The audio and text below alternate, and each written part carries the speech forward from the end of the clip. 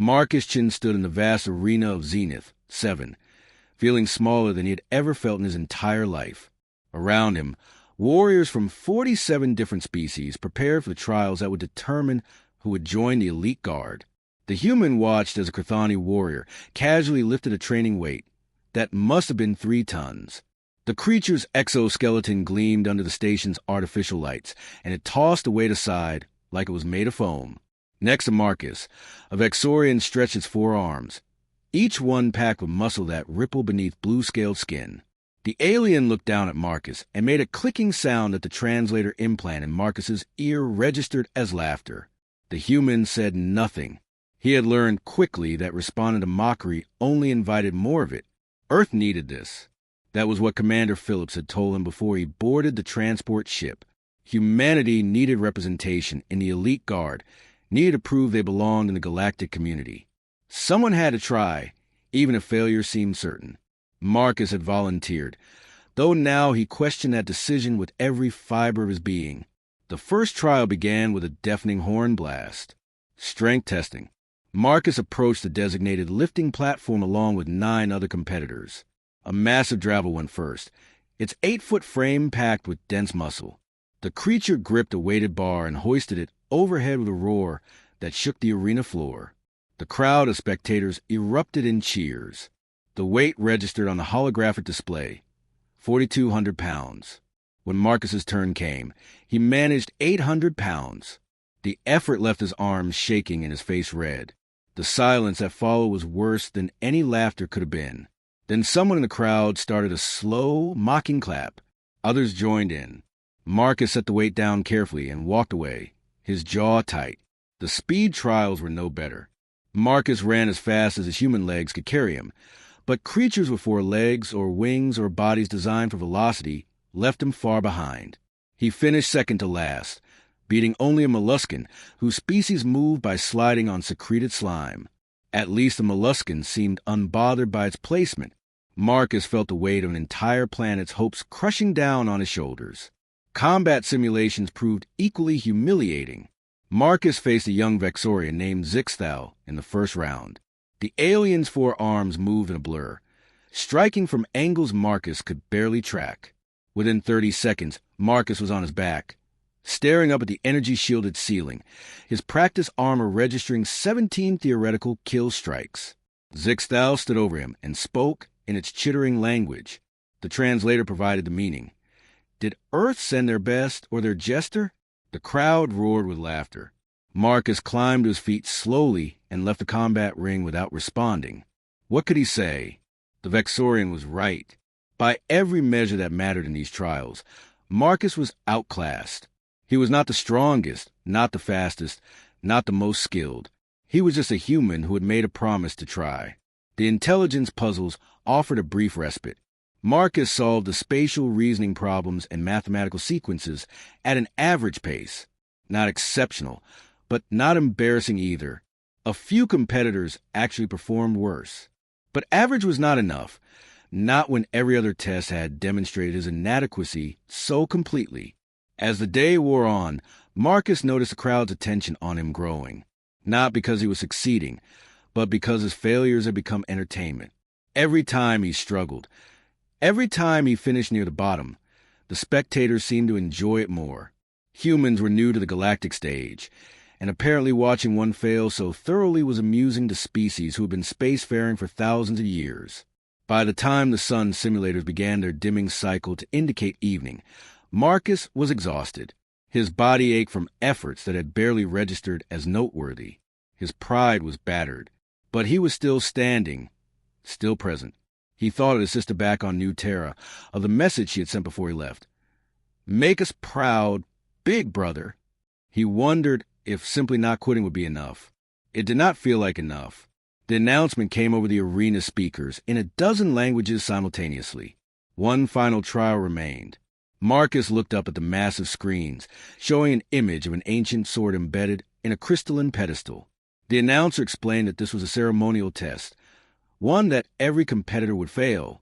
For 10,000 years, no being had lifted the sword of the ancients. Attempting it was an honor.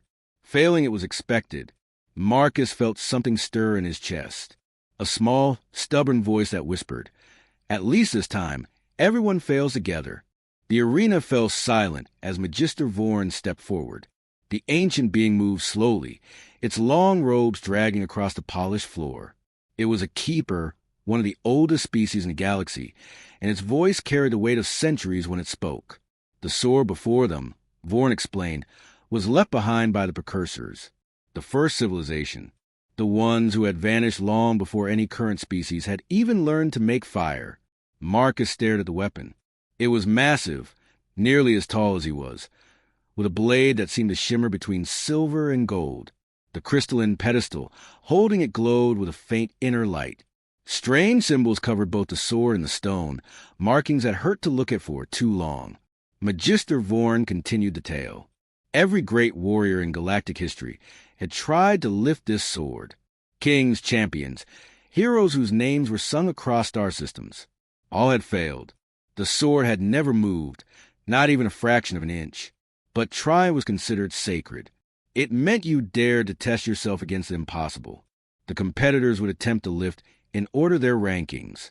Marcus would go last. The Dravel champion approached first.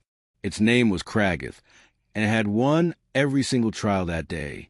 The crowd cheered as the massive creature wrapped both hands around the sword's grip. Muscles bulged beneath its thick hide. Kragath pulled with all its considerable might. The sword did not move, not even slightly. After 2 full minutes of straining effort, Kragath stepped back and bowed to the weapon respectfully. One by one, the others tried. The Krathani warrior used its incredible exoskeleton strength.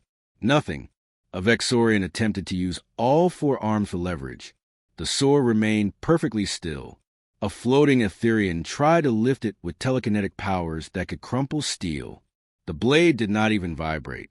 Technicians brought in mechanical assistance, exosuits that could lift small vehicles, gravity manipulation devices, sophisticated leverage systems designed by the galaxy's best engineers. None of it worked. The sword might as well have been part of the station itself, welded to the core of Zenith 7. The failures were not met with mockery. This was different from the earlier trials.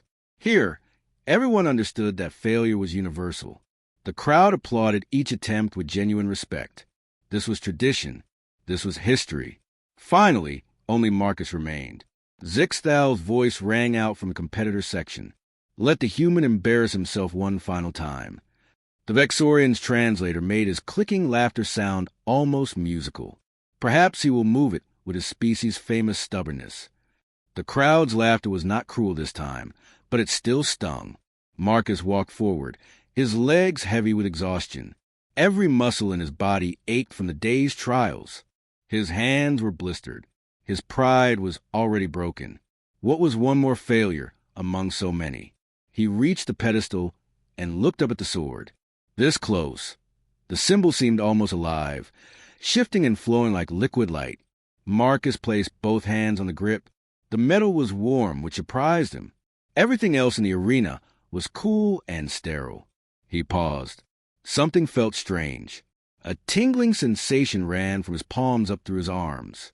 It was not painful, but it was powerful, like recognition, like coming home after a long journey. Marcus did not understand it, but he felt it deeply. He pulled. The sword slid free as easily as drawing a knife from butter. The crystalline pedestal exploded.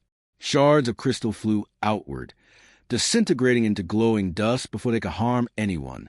Marcus stumbled backward, the sword light in his hands despite its enormous size. Ancient symbols blazed alive along the blade, burning with white gold radiance. The silence was absolute. 10,000 beings across the arena held their breath. Marcus stood there, holding a weapon that should have been impossible to move, and his mind struggled to process what had just happened. Then chaos erupted. Alarms screamed throughout the station. Security forces poured into the arena from every entrance. Scientists rushed forward with scanning equipment, shouting in a dozen different languages.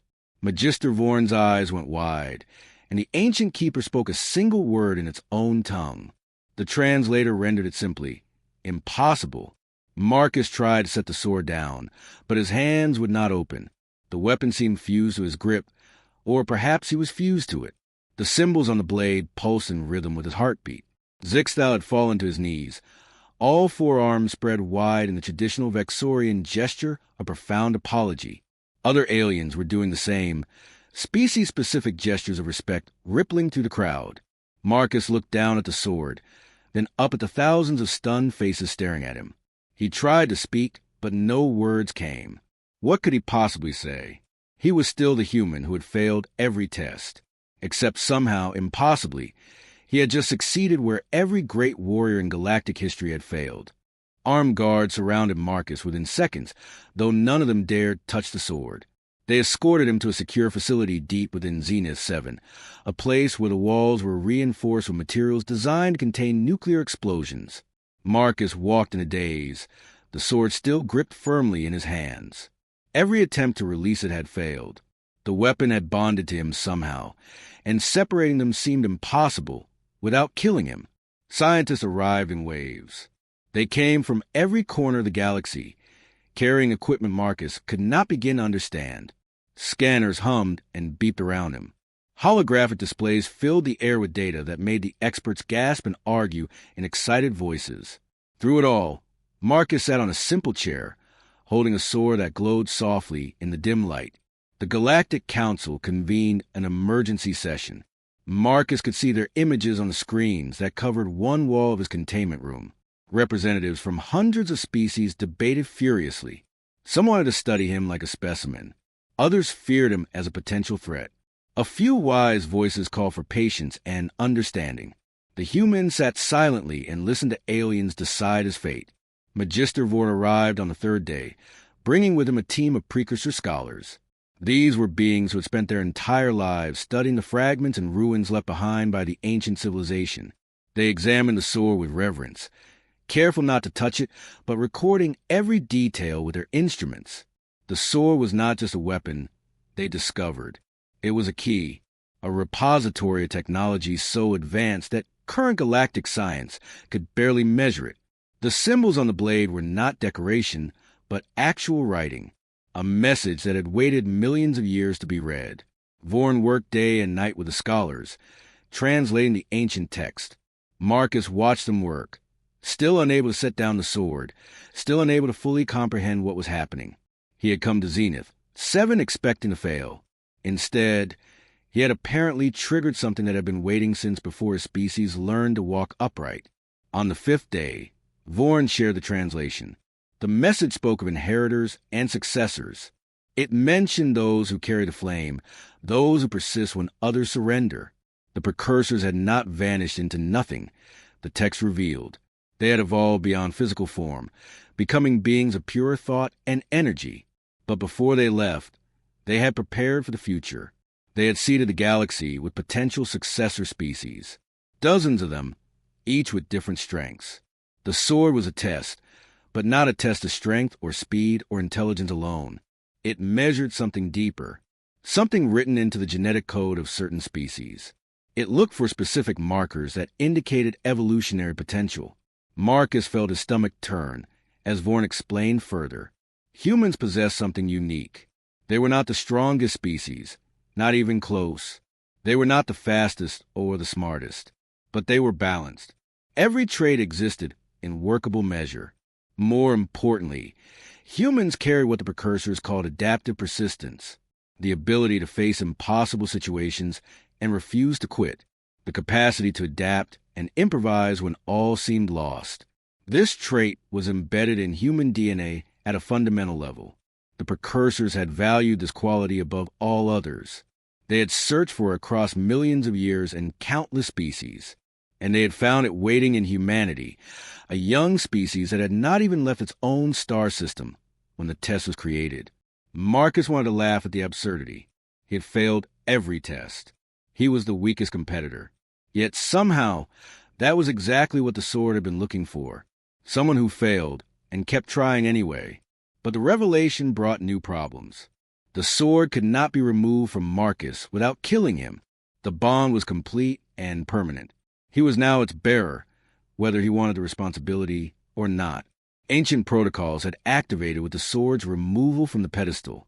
Marcus would have to undergo more trials, Vorn explained. Real trials that would test not just him, but humanity's worthiness to inherit the precursor legacy. The Galactic Council was in turmoil. Some wanted to help Marcus and humanity. Others wanted to study them. A few whispered about eliminating the threat before it grew. The galaxy had existed in a certain balance for thousands of years. Humanity's sudden importance disrupted everything. Then the real problem emerged. Deep space monitoring stations detected something moving. The sword's activation had sent a signal across the galaxy, a pulse of energy that traveled faster than light. That signal had reached something far away, something that had been dormant and waiting. Across the galaxy, ancient precursor facilities began powering up. Installations that had been dark for millions of years suddenly blazed with light. An automated message played on every communication channel simultaneously. Marcus heard it in English, while others heard it in their native languages. The words were simple and terrifying. Inheritance protocols initiated. Trial of succession begins. Time remaining, 30 cycles, 30 days. Marcus had 30 days to prove humanity worthy, or face consequences nobody could predict. A precursor AI awakened in the depths of Zenith. 7. Its voice ancient and mechanical. It explained the rules through every speaker on the station.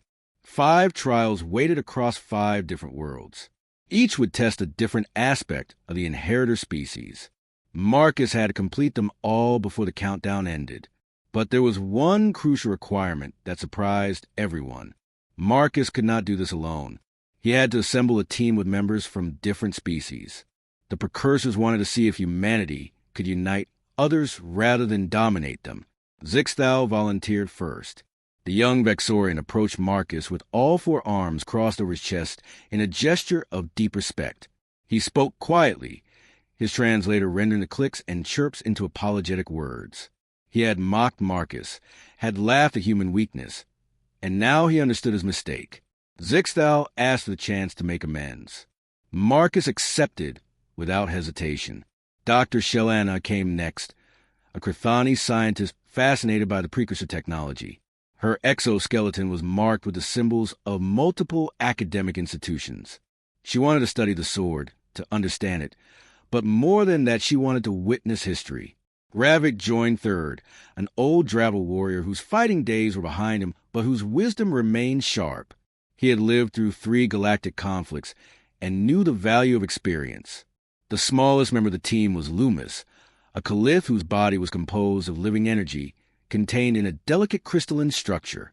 Loomis spoke in musical tones and moved by floating. The creature was timid and uncertain, but it possessed abilities the others lacked.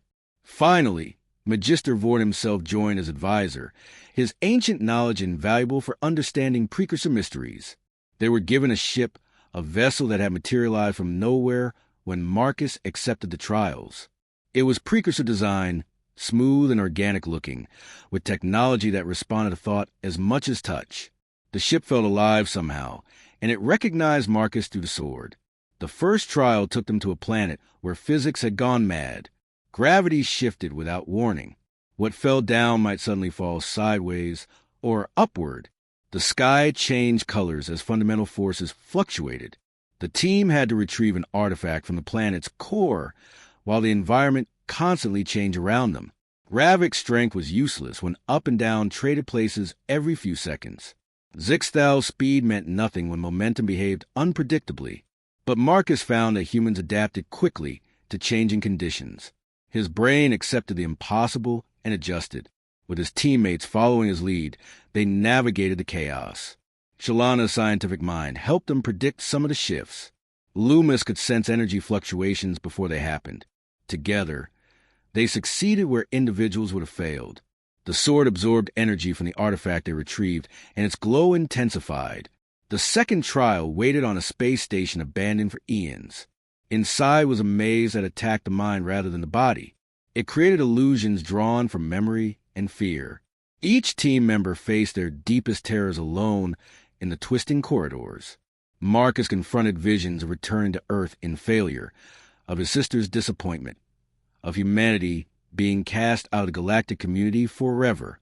The maze fed on fear and made it real, but they learned to call out to each other, to share their burdens through communication.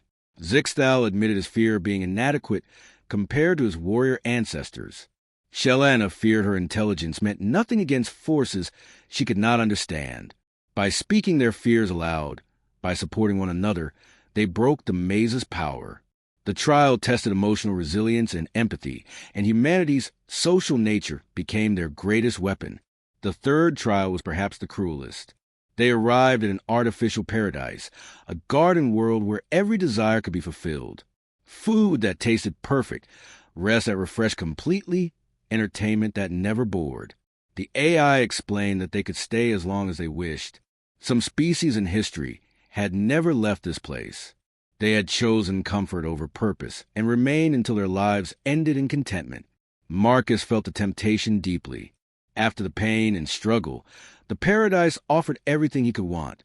But he thought of Earth, of the people depending on him, of the countdown still ticking away.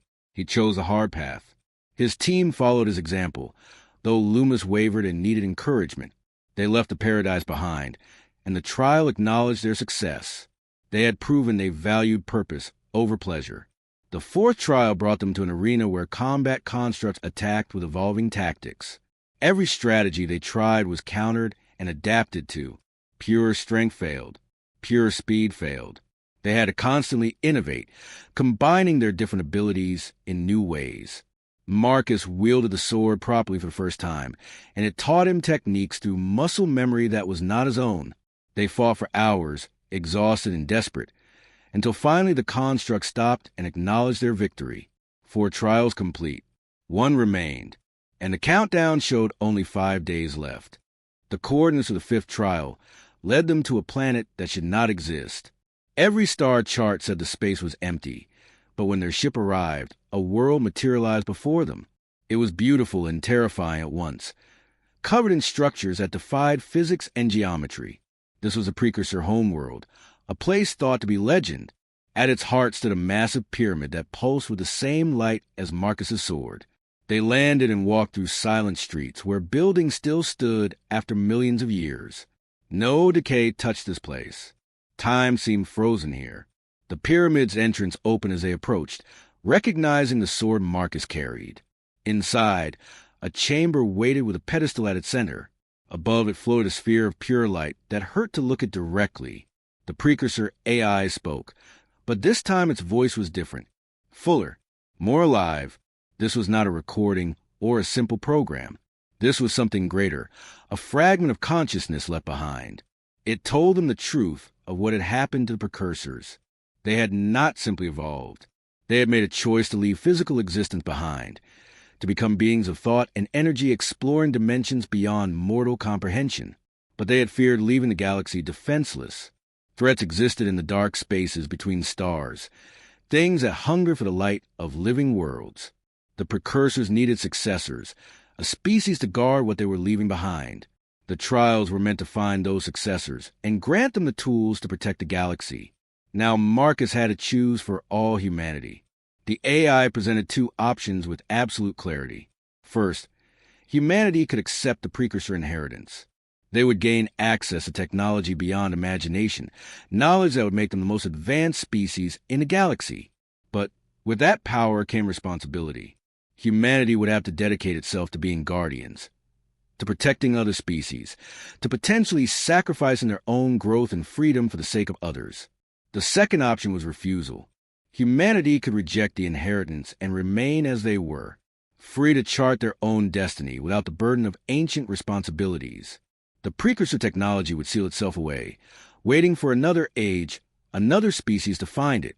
Marcus stared at the sphere of light and felt the weight of the decision crushing down on him. How could one human choose for billions? How could he decide the future of his entire species? Then the AI revealed why the countdown had existed. The sword's activation had done more than wake precursor systems. It had sent a signal that reached beyond the galaxy into the void where ancient enemies slept. The Devourers, entities that consume matter and energy, were returning. They had detected the sword's pulse and were coming to finish what they had started millions of years ago. Without the precursor defenses, the galaxy had perhaps months before the first wave arrived. Marcus looked at his team. Zixthau stood ready with all four arms tense. Shalana's instruments were recording everything frantically. Ravik's old eyes were calm and accepting. Loomis flickered with nervous energy. Magister Vorn simply waited, trusting whatever decision would be made. Marcus made his choice. He refused both options. He told the AI that he had no right to choose for all humanity. That kind of power belonged to no single person. But he could make a different proposal. Humanity would accept stewardship of the precursor legacy, but not ownership. The technology would be shared with all species who proved worthy. A true galactic alliance where humans were first among equals, not because they were superior, but because they had learned humility through failure. The sphere pulsed and went dark. For a terrible moment, Marcus thought he had made a mistake. Then the AI spoke again, and there was something almost like satisfaction in its voice. This was the true test, it explained. The other trials measured capacity and capability. This final trial measured wisdom. Understanding that power meant nothing without cooperation. That strength was found in lifting others up, rather than standing above them. The sword transformed in Marcus's hands. It remained bonded to him, but changed its nature. No longer just a weapon, it became a beacon. A tool for coordination and unity, rather than domination. Alarms suddenly screamed from their ship. The Devourers had arrived at the galaxy's edge, months ahead of projections. Dark ships that ate light itself were crossing into known space. Marcus and his team rushed back to their vessel and jumped to faster-than-light speed. They had to reach Zenith, 7, had to rally the galaxy before it was too late. The battle for everything was about to begin, and humanity's real test had only just started.